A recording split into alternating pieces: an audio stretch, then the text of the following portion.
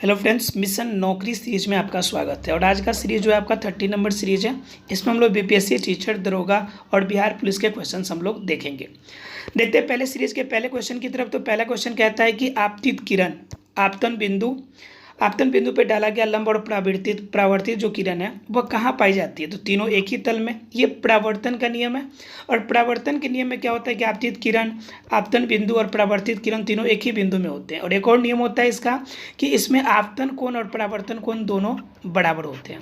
Clear, ये दो नियम है आपके परावर्तन के। और इसके अलावा अपवर्तन के नियम भी होते हैं, जिसमें दूसरा नियम ये होता है sine i upon sine r, जिसे हम लोग कहते हैं स्नेल का नियम। ठीक है, याद रखिएगा। बात करते हैं अगले क्वेश्चन की तरफ। तो कहता है तनुण भारत संघ एक ऐसी संस्था है जो क्या करती है, जल के संरक्षण के लिए काम करती है। तो इस संस्था के प्रधान कौन है? तो वो है आपके राजेंद्र सिंह, जिसे जल पुरुष के नाम से जाना जाता है। उसके अलावा अगर बात करेंगे मेघा पाटेकर की, तो नर्मदा बचाओ आंदोलन में इनका प्रमुख भूमिका था। उसका सुंदरलाल बहुगुणा का बात कीजिएगा तो ये चिपको मूवमेंट में आपका मुख्य भूमिका निभाए थे। तो इस तरह से आप इसे याद रखेंगे। बात करते हैं अगले क्वेश्चन की तरफ। तो कहता है कि जल के विषय में कौन सा सही नहीं है।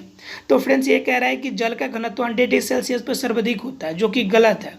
इसका सही आंसर क्या होगा कि 4 डिग्री सेल्सियस पर इसका सर्वाधिक होता है। Clear friends.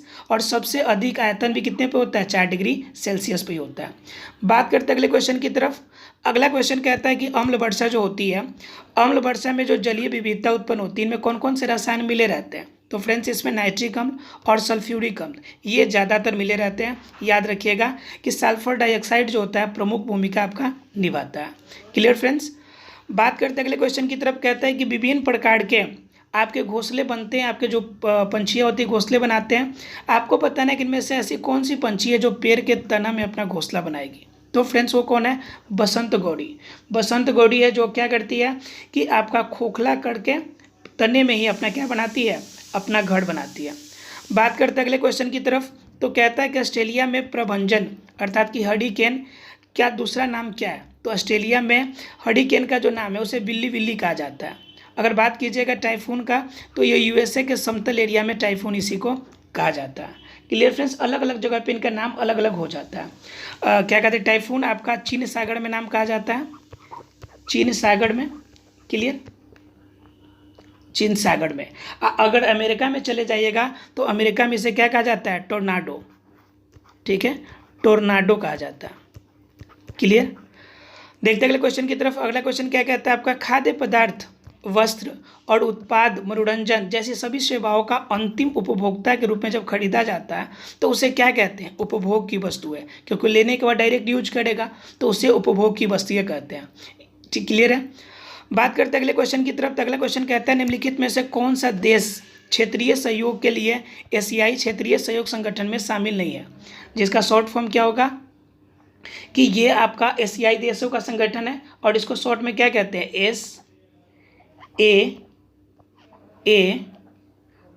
SAARC अर्थात सार्क। शॉर्ट में से क्या कहते हैं हम लोग? शार्क। अब सार्क के अंदर कुल कितने देश आते हैं? तो इनके अंदर कुल 8 देश शामिल है। कौन कौन से देश शामिल है? तो इसको याद करने का एक छोटा सा ट्रिक है जिसे याद रखेंगे। श्री भारत भूमि, श्री भारत भूमि, भारत भूमि में बंगला का अपमान, बंगला का अपमान। क्लियर है। इसमें क्या हो जाएंगे? 8 आ जाएंगे आपके देश। श्री से क्या? श्रीलंका, भारत से भारत, और भूमि की अगर बात करें तो भूमि से भू आ रहा है तो भू से भूटान, उसके बाद बंगला से बांग्लादेश। ठीक है। अब अपमान में आपके देश बाकी जितने देश है वो आ जाएंगे। और से क्या हो जाएगा? अफगानिस्तान, प से पाकिस्तान, म से मालदीव और न से नेपाल। क्लियर है फ्रेंड्स। तो इसमें कौन नहीं आ रहा है? तो इसमें म्यांमार आपका नहीं आ रहा है, इसलिए ऑप्शन नंबर डी जो होगा इसका सही आंसर होगा। सार्क में 8 देश आते हैं, इसे याद रखिएगा। बात करते हैं आगे की तरफ। तो कहता है चोल अभिलेख में उल्लेखित भूमि में से कौन सी कोटि जो है ब्राह्मण किसान को नहीं दी जाती है। तो फ्रेंड्स, इसमें जो ब्राह्मण को नहीं दी जाती वो कहलाता है वेलन वेगई। ठीक है। बाकी ब्रह्मदेव जो होता है वो ब्राह्मण को दिया जाता है। देवदान भूमि आपका सला भोग किसके लिए दिए जाते हैं? स्कूल के लिए। अब ब्रह्मदेव जो ब्राह्मण होते हैं उनके लिए, देवदान मंदिरों के लिए दिया जाता है। लेकिन वेलन वगाई जो होता है ब्राह्मण को यह भूमि नहीं दी जाती है, इसलिए ऑप्शन नंबर है इसका सही जवाब है। बात करते हैं बाण भट्ट की। तो कहता है कि बाणभट्ट लेखक थे, तो किन के लेखक थे? तो पहला नंबर था हर्षवर्धन के। हर्षवर्धन किन के आपका किस वंश के थे? तो हर्षवर्धन पुष्यभूति वंश के थे। क्लियर है? उसके बाद इन्होंने लिखा था, हर्षवर्धन के आपके राज दरबारी कवि थे, तो हर्षचरित लिखा था इन्होंने। 3 नंबर तो सही है। अब देखिए 3 किस किस में है? तो 3 सभी में शामिल है। ठीक है। उसके बाद इन्होंने कादम्बरी लिखा था, तो देखिए अब 3 और 2 किस में शामिल है? 3 और 2 इसमें शामिल है, 3 और 2 इसमें भी शामिल है, अर्थात कि 2 में शामिल है। उसके बाद पार्वती प्रणय लिखा था, तो 1 नंबर आपका 1, 2, 3, अर्थात कि ऑप्शन नंबर है इसका सही जवाब होगा। Clear friends? बात करते हैं अगले क्वेश्चन की तरफ। अगला क्वेश्चन हमारा कहता है कि भारत में पहला मुस्लिम आक्रमणकारी कौन था? तो फ्रेंड्स वो कौन थे? मोहम्मद बिन कासिम। कब आक्रमण किया था? तो 712 आपका एडी में किया था। क्लियर? अगर बात कीजिएगा किसका? महमूद गजनी का और महमूद गोरी का, तो महमूद गोरी जो थे, अर्थात कि गौर मोहम्मद अर्थात कि मोहम्मद गोरी, ये 1175 में मुल्तान पे आक्रमण किया था। कब किया था? 1175 में आपका मुल्तान पे आक्रमण किया था। अगर बाबर की बात कीजिएगा तो बाबर को कहा जाता है कि 1519 में पहली बार आक्रमण किया था। हालांकि इनका प्रमाणिक रूप से 1526 में जो हुआ था, पहली जो प्रथम युद्ध हुई थी पानीपत की, जिसमें आपकी बाबर की जीत हुई थी और मुगल वंश का आपका शुरुआत हुआ था, तो ये माना जाता है। लेकिन पहली आक्रमण इनकी 1519 में मानी जाती है।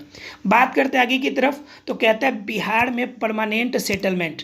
परमानेंट सेटल का मतलब होता है अस्थायी बंदोबस्त। तो इनके आपके अगर क्या कहते हैं प्रवर्तक की बात कीजिएगा तो कॉर्नवालिस है। कौन है? कॉर्नवालिस।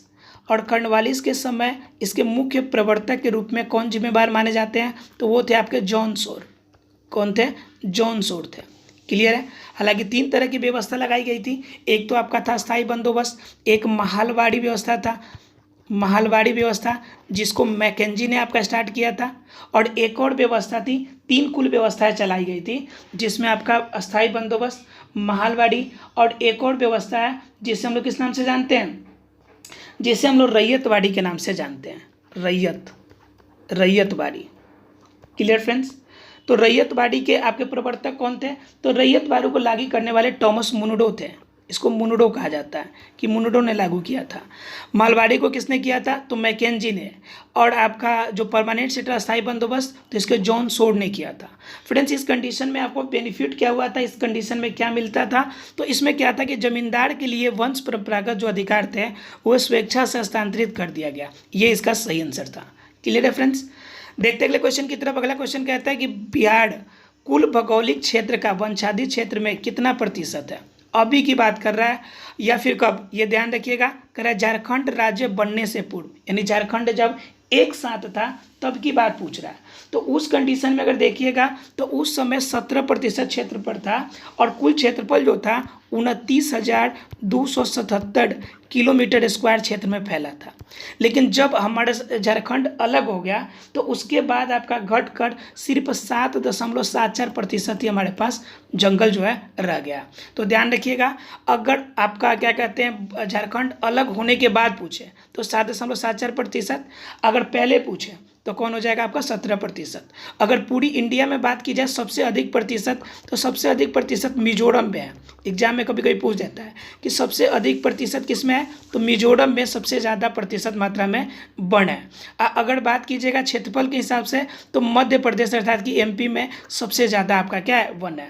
तो जब प्रतिशत से पूछेगा तो मिजोरम, अगर क्या कहते हैं क्षेत्रफल के हिसाब से पूछे तो एमपी। बात करते हैं अगले क्वेश्चन की तरफ। तो कहते हैं मानसून पूर्व वर्षा। मानसून पूर्व वर्षा का मतलब क्या हो गया? मानसून आने से पहले की आपका घटना। तो कहता है कि केरला कर्नाटका के तटीय क्षेत्र पे इसे किस नाम से जानते हैं? तो प्रेम इसे आम्र वर्षा के नाम से जानते हैं। ठीक है। और यह जो वर्षा होती है यह किस मानसून की वजह से होती है? तो पूर्वोत्तर मानसून अर्थात मेघालय से जो आती है, इस पूर्वोत्तर मानसून की वजह से होती है। इसी की वजह से बिहार में भी मानसून होती है। Clear friends? पूर्वोत्तर मानसून। अगर बात किया जाएगा पूरी इंडिया में सबसे ज़्यादा आपका किया जाए तो सबसे ज़्यादा किस क्षेत्र की वजह से आपका होती है, तो उसे आप हमें कमेंट बॉक्स में हमें बताएंगे कि जो 80% आपका वर्षा होती है वह किस क्षेत्र के आपके मानसून से होती है, जिसको हमने पिछले आपके क्लास में बताया था। बात करते हैं अगले क्वेश्चन की तरफ। अगला क्वेश्चन कहता है कि अजमेर इनमें से किस सूफी संत का आपका संबंधित है। तो अजमेर शरीफ जो है किसका है, ये मोइनुद्दीन चिश्ती का है, यहीं पे इनका कब्रगाह बना गया है, तो इस वजह से मोइनुद्दीन चिश्ती से संबंधित है। बात करते हैं आगे की तरफ, कहते हैं राजीव गांधी अंतर्राष्ट्रीय विमानपत्तन कहाँ पे है। तो राजीव गांधी विमानपत्तन की अगर बात कीजिएगा तो ये आपका हैदराबाद में है। ठीक है फ्रेंड्स, मिलते हैं अगले क्वेश्चन की तरफ। अगला क्वेश्चन कहता है हमारा, निम्नलिखित में से किस भारतीय राज्य का गठन सर्वप्रथम भाषा के आधार पर हुआ था। तो फ्रेंड्स 1953 में आंध्र प्रदेश को, ठीक है, क्योंकि वहाँ पे रामल्लू एक आपके वहाँ के नेता थे जिन्होंने लगभग 2 सालों तक अनशन पर बैठा था और बाद में उनकी मृत्यु भी हो गई, जिनके वजह से आंध्र प्रदेश को सबसे पहली बार आपका भाषा के आधार पर राज्य बनाना पड़ा।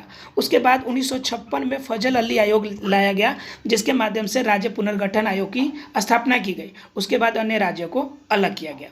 बात करते आगे की तरफ, तो कहते हैं निम्नलिखित में से कौन सा देश स्कैंडिनेविया समूह में शामिल नहीं है, मतलब कि स्क्वाड ग्रुप में कौन सा जो देश है इसमें शामिल नहीं है। तो अगर बात करेंगे कि इस ग्रुप में कौन कौन शामिल है, उनकी बात कर लेते हैं। तो इस ग्रुप में मुख्य रूप से कितने देश शामिल है, तो इसमें आपको नॉर्वे शामिल है, नॉर्वे। उसके बाद कौन शामिल है, स्वीडन शामिल है,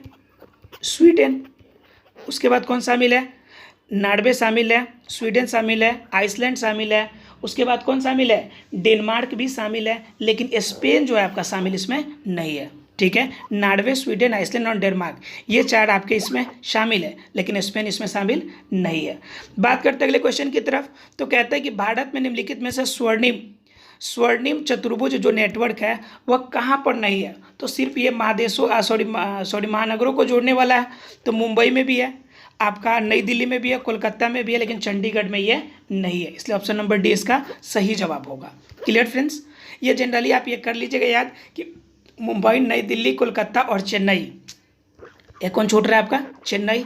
इस 4 जगह पे आपका इन चारों क्षेत्रों को जोड़ने वाला आपका बना हुआ है रोड नेटवर्क। बात करते हैं अगले क्वेश्चन की तरफ, तो कहता है कि भारत स्वतंत्रता के समय भारतीय राष्ट्रीय कांग्रेस के अध्यक्ष कौन थे। तो फ्रेंड्स उस समय कौन थे, JB कृपलानी थे, क्योंकि मौलाना अबुल कलाम आज़ाद तो 1946 में ही अपना इस्तीफा दे दिए थे और उसके बाद JB कृपलानी ने संभाल लिया था। बात करते हैं अगले क्वेश्चन की तरफ। अगला क्वेश्चन कहता है कि सरोजिनी नायडू को नाइटिंगेल ऑफ इंडिया का खिताब किसने दिया। तो फ्रेंड्स ये महात्मा गांधी ने दिया था इनको, ठीक है, क्योंकि महात्मा गांधी के ये क्या थे, ये आपका PA थे, पर्सनल असिस्टेंट थे।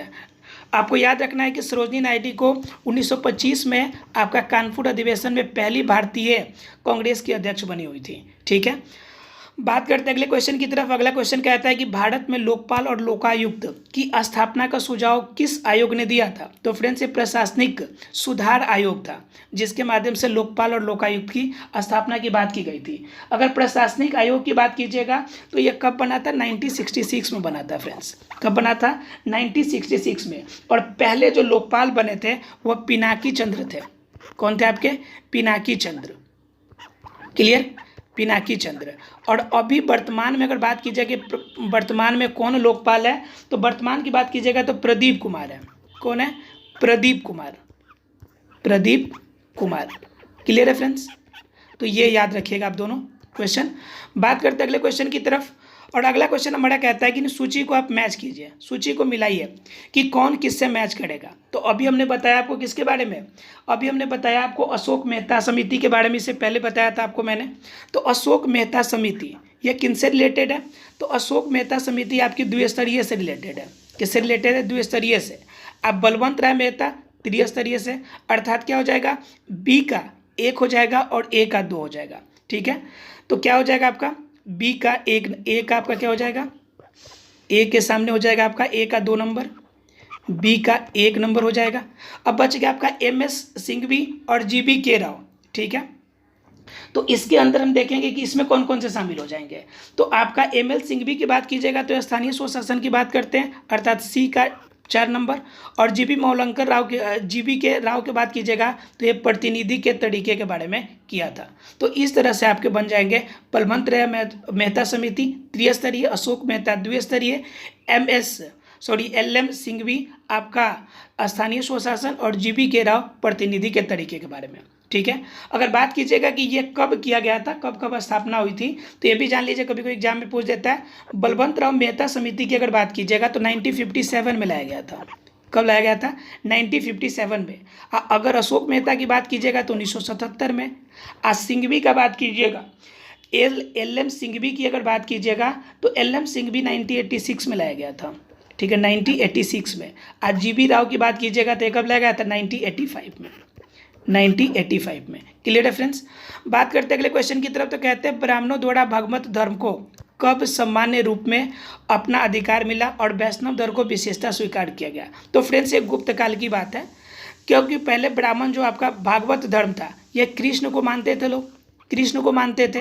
लेकिन बाद में जब मालूम चला कि कृष्ण की जो है वास्तव में विष्णु का रूप है, तो इससे आपका यह जो आपका भागवत धर्म था यह कन्वर्ट हो गया किसमें? वैष्णव धर्म में। तो ठीक है, तो ये आपका विस्तार कब हुआ था? गुप्त काल में, क्योंकि मौर्य काल और पूर्व मौर्य काल और पूर्व गुप्त काल जो थे ये बौद्ध धर्मावलंबी का समय था, अर्थात कि बौद्ध धर्म इस पर प्रभावित है। गुप्त काल में जाके आपका भागवत धर्म और वैष्णव धर्म का प्रसार हुआ। बात करते अगले की तरफ, तो कहता है कि वेन संघ किसके राज्य का दौरा नहीं किए थे? तो फ्रेंड्स पहला नंबर बात की हर्षवर्धन के काल में तो आए ही थे, ठीक है। आप पुलकेशन द्वितीय और नरसिंह वर्मन, ये तो चालुक्य वंश के थे, तो उस कंडीशन में इनके यहाँ भी जा गए थे घूमने के लिए। लेकिन महेंद्र वर्मन प्रथम जो थे इनके दरबार में नहीं गए थे, इसलिए ऑप्शन नंबर सी इसका क्या हो जाएगा? सही जवाब हो जाएगा। ध्यान रखिएगा, इससे हम लोग क्या कहते हैं किंग ऑफ पिलग्रिमेज भी कहते हैं, अर्थात क्या, जो घूमने वाले प्रवर्तक होते हैं, पर्यटक होते हैं, उनमें का राजा या हेड ऑफ डिपार्टमेंट भी इसे कहते हैं, क्योंकि ये कुल मिलाकर लगभग 15 देशों की यात्रा किए थे, 100 कुछ देशों की 115 देशों के लगभग यात्रा किए थे। और इंडिया की बात कीजिएगा तो लगभग 15 वर्षों तक इंडिया में रहे थे। और इंडिया में ये कहाँ पे अपना पढ़ाई किए थे? तो नालंदा यूनिवर्सिटी में। और जिस समय नालंदा यूनिवर्सिटी में आपका क्या थे, वहाँ पे आपका पढ़ रहे थे, तो उस समय उसके जो आपका अध्यक्ष थे, जो मतलब क्या कहते हैं उसको, जो हेड ऑफ डिपार्टमेंट थे, वह सीलभद्र थे, ठीक है। बात करते हैं अगले क्वेश्चन की तरफ, तो कहता है निम्नलिखित में से कौन अलीपुर बम कांड में शामिल है था? तो अलीपुर बम कांड की बात कीजिएगा तो उसमें शामिल थे अरविंद घोष, और इसके अलावा 37 अनुशीलन समिति के और भी सदस्य इसमें शामिल थे, अनुशीलन समिति की, जिसकी स्थापना बरिंदर घोष ने करी थी, बताया था मैंने आपको, ठीक है। अगर बात कीजिएगा राम प्रसाद बिस्मिल की, तो राम प्रसाद बिस्मिल किसमें शामिल था? राम प्रसाद बिस्मिल और चंद्रशेखर आजाद ये काकोड़ी कांड में शामिल थे, काकोड़ी कांड में शामिल थे। अगर बात कीजिएगा भगत सिंह की, तो भगत सिंह सैंडर्स की मृत्यु की वजह से, सैंडर्स को मारने की वजह से आपकी फांसी की सजा हुई थी। कब हुई थी? तो ये हुई थी आपका 23 मार्च 1931 को, 23 मार्च 1931 को, जिसे हम लोग शहीद दिवस के नाम से भी जानते हैं। बात करते हैं अगले क्वेश्चन की तरफ, तो कहता है कि भारतीय संविधान के कौन सा अनुच्छेद सभी नागरिकों को न्याय और मुक्त आपका कानूनी सहायता की आपका क्या देता है? अधिकार देता है। तो 39A है, ठीक है, जो करता है। उसके बाद 32 की बात कीजिएगा तो संविधान के उपचारों का नियम होता है, ठीक है। और 48 से बात कीजिएगा तो नौकरी की बात करता है। और मतलब 43 आपकी राज्य के नीति निर्देशक में शामिल है, क्योंकि राज्य का नीति निर्देशक तत्व जो है 36 से लेकर 51 तक शामिल है।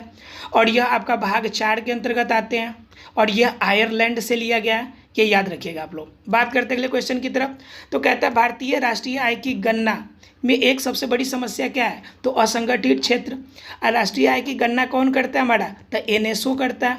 एनएसओ पहले नहीं था, पहले 2 संस्था अलग अलग थी, एक थी आपका सीएसओ और एक थी आपका एनएसएसओ, लेकिन इन दोनों को कन्वर्ट करके एक साथ जोड़कर और एनएसओ बनाया गया 2019 में। कब बनाया गया था? 2019 में, याद रखिएगा आप लोग। और यही अब राष्ट्रीय आय की गणना करते हैं। बात कर देंगे अगले की तरफ, तो कहता है कि मराठा राज्य का दूसरा प्रवर्तक किसे कहा जाता है? तो बालाजी विश्वनाथन को, क्योंकि सबसे ज़्यादा विस्तार इन्होंने किया था। हालांकि तृतीय जब आपका पानीपत का लड़ाई हुआ था, ठीक है, उस तृतीय पानीपत के लड़ाई में इनकी बुरी तरह हार हुई थी, और जिनके बाद आपका मराठा लगभग गेम से बाहर हो गया था। 1761 की बात कर रहे हैं हम। तृतीय पानीपत के युद्ध में इनकी बड़ी बुरी तरह हार हुई थी। बात करते हैं अगले क्वेश्चन की तरफ, तो कहते हैं पानीपत की दूसरी लड़ाई किनके बीच हुई थी? तो दूसरे की लड़ाई की बात कीजिएगा तो किसके बीच हुई थी? अकबर और हेमू के बीच। हेमू के बारे में बात करें तो यह अंतिम आपका हिंदू राजा था जो कहाँ पर था? जो दिल्ली के आपके सल्तनत पर अपना अधिकार रखा था। यह आखिरी हिंदू राजा था, ठीक है। और अकबर और हेमू की हुई थी दूसरी लड़ाई, ये कब हुई थी? तो 1556 के अंतर्गत हुई थी। कब हुई थी? 1556 में। और 1556 में इसमें अकबर की जीत हुई थी। लेकिन कभी कभी पूछ जाता है कि पानीपत की प्रथम लड़ाई, तो प्रथम लड़ाई कब हुई थी? 1526 में, बाबर और किसके बीच में? इब्राहिम लोदी के बीच में, जिसमें बाबर की जीत हुई थी। क्लियर है फ्रेंड्स? तो तीनों याद रहेगा। 1526 में आपका प्रथम पानीपत का युद्ध, द्वितीय आपका 1556 में, और तृतीय जो था 1761 में। मिलते हैं अगले क्वेश्चन की तरफ। और अगला क्वेश्चन हमारा कहता है, पत्रकार का कर्तव्य का निर्वहन करते हुए पहली बार जेल जाने वाले भारतीय कौन थे? तो बाल गंगाधर तिलक, क्योंकि ये दो प्रकार की पत्रिका निकालते थे। एक तो था आपका केसरी और दूसरा था आपका मराठा। केसरी और मराठा, जिनके लिए इनको जेल जाना पड़ा था। ये गर्म दल के नेता थे। केसरी ध्यान रखिएगा, ये मराठी भाषा में बनता था, मराठी भाषा में निकलती थी। और जो मराठा था ये इंग्लिश लैंग्वेज में, थोड़ा सा उल्टा है, इसे याद रखिएगा। केसरी पत्रिका मराठी भाषा में और मराठा पत्रिका इंग्लिश भाषा में। बात करते अगले क्वेश्चन की तरफ। कहता है, बड़िंद्र कुमार घोष के क्रियाकलापों के एक गुप्त क्रांतिकारी के रूप में किससे का जन्म हुआ? तो अनुशीलन समिति का जन्म हुआ बड़िंद्र कुमार घोष का। बड़िंद्र कुमार घोष और इनके एक और फ्रेंड थे जिनका नाम था भूपेंद्र नाथ दत्त। इनके एक और फ्रेंड थे, इनका नाम क्या था? भूपेंद्र नाथ दत्त। इन दोनों ने मिलकर क्या किया था? अनुशीलन समिति की स्थापना करी थी। कब का स्थापना करी थी? तो 1902 में स्थापना करी थी। याद रखिएगा। क्लियर है आप लोग को? और इसी के बाद इसी के लक्ष्य पर अभिनव भारत की स्थापना 1904 में की गई थी। कब की गई थी? 1904 में अभिनव भारत बना था। बात करते अगले क्वेश्चन की तरफ। तो कहता है कि चिपको आंदोलन मूल रूप से किसके विरोध था? तो वन कटाई को रोकने के लिए सुंदरलाल बहुगुणा द्वारा आपका हिमालय के तराई क्षेत्र में, खासतौर से गढ़वाल वाले क्षेत्र में। क्लियर? गढ़वाल वाले क्षेत्र में। बात करते अगले क्वेश्चन की।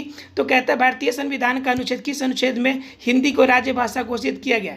तो फ्रेंड्स, अगर हिंदी की राजभाषा की अगर बात कीजिएगा तो अनुच्छेद संख्या 343 है, जिसमें क्या किया गया है? हिंदी को राज्यभाषा के रूप में किया गया है। अगर बात कीजिएगा 333 तो एंग्लो इंडियन की बात करता है, एंग्लो इंडियन की बात करता है हमारे विधानसभा में। अगर 334 का बात कीजिएगा तो SC ST का रिजर्वेशन का बात करता है। क्लियर? अब बात कीजिएगा 345 का तो राज्य की भाषा की बात करता है, राज्य की भाषा की बात करता है। क्लियर है आप लोग को? मतलब कि ये सभी के सभी आपके चारों इंपोर्टेंट आर्टिकल्स है। 333 एंग्लो इंडियन की बात करता है, 334 SC ST के रिजर्वेशन और राज्य की भाषा 345, और 343 जो आपका हिंदी को राज्य भाषा घोषित करता है। और एक और बात याद रखिएगा कि जो हमारा हाई कोर्ट और सुप्रीम कोर्ट है उनमें जो आपका भाषा लगती है वह आर्टिकल 348 में लिखी गई है, आर्टिकल 348 में। याद रखेंगे आप लोग। बात करते अगले क्वेश्चन की तरफ। कहता है, लोकसभा अध्यक्ष निम्न में से किसे त्यागपत्र सौंप सकता है? ध्यान रखिएगा, लोकसभा अध्यक्ष एक ऐसे व्यक्ति होते हैं जिनका आपका क्या होता है? जिनका शपथ ग्रहण नहीं होता है। क्यों? क्योंकि ये लोकसभा में से सदस्यों में से एक चुना जाता है। ये हमेशा एग्जाम में पूछा जाता है, जिनका शपथ ग्रहण नहीं लिया जाता है। और ये अपना जो भी अपना त्याग पत्र देंगे वह लोकसभा के उपाध्यक्ष को देंगे। ये आर्टिकल 94 में दिया गया है, आर्टिकल 94 में दिया गया है।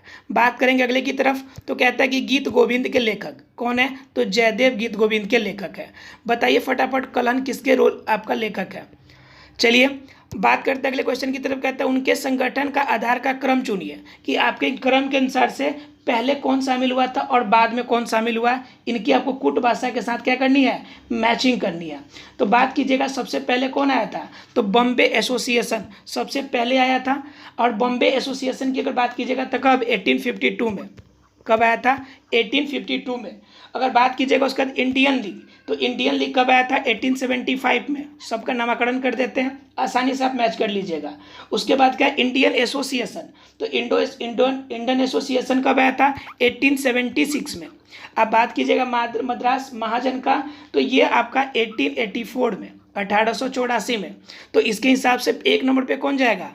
ये एक पहला जाएगा, फिर उसके बाद 4 नंबर वाला, फिर 3, उसके बाद 2, अर्थात कि ऑप्शन नंबर ए इसका सही जवाब होगा। अगले क्वेश्चन की बात करते हैं। तो कहता है 1937 के प्रांतीय असेंबली चुनाव में कांग्रेस को कितने सीट जीत हुई थी? तो आपका 5 सीटों पर इनकी जीत हुई थी। क्लियर है फ्रेंड्स? देख लीजिए अगले क्वेश्चन की तरफ। तो अगला क्वेश्चन कहता है हमारा, बांग्लादेश में ब्रह्मपुत्र नदी किस नाम से पुकारी जाती है? तो जमुना नदी के नाम से जानी जाती है।